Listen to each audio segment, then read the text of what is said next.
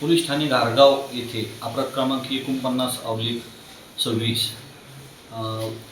POCSO आणि इतर कलमान्वये गुन्हा दाखल झालेला आहे। गुन्ह्यामधील आरोपी हा शिक्षक आहे आणि घारगाव पोलिसांनी त्याला 1 तासाच्या आत अटक करून आज रोजी माननीय न्यायालयामध्ये PCR करिता हजर केलेला होता। माननीय न्यायालयाने 6 तारखेपर्यंतचा PCR आरोपी त्याचा दिलेला आहे।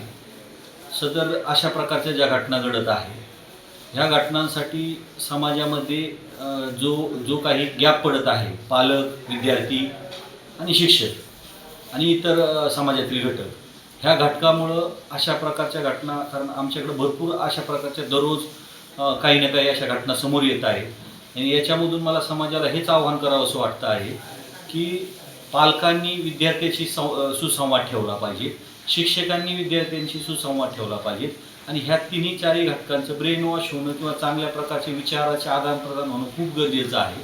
आणि संतांचे जे विचार होते, साधू संतांचे जे आचार होते, ह्याची खरंच म्हणजे असं आज जाणवत आहे की आपले संस्कार कुठेतरी कमी पडत आहेत। त्याच्यामुळं प्रत्येक पालकांनी आपल्या पाल्याशी दिवसातून निदान संध्याकाळी घरी आल्यानंतर एक 10 मिनिटं तरी त्यांनी त्याच्याशी बोललं पाहिजे, विचारलं पाहिजे की तुला काय वाटतं, काय कमी पडतंय, कशाचं काय आहे। तर हे जर प्रत्येक पालकांनी आणि आईनी वडिलांनी जर हे अवलंबलं तर ह्या घटनांना बऱ्या प्रकारे आळा घालता येईल।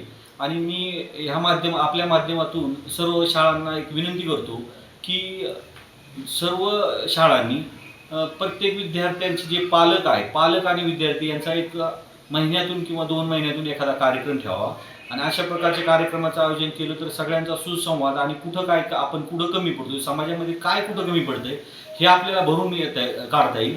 आणि याच्यासाठी जर आम्हाला जरी सांगितलं की आम्ही यामध्ये पुढाकार घेणं आवश्यक आहे, तरी 100% पोलीस ठाणे घारगावच्या वतीने आम्ही पुढाकार घेऊन अशा प्रकारचे कार्यक्रम आयोजित करू।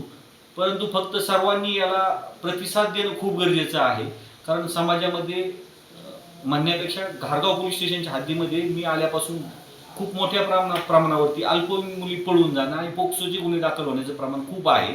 तर याच्यावरती आळा घालायला खरोखर आपल्या सर्वांची मला साथ गरजेची आहे।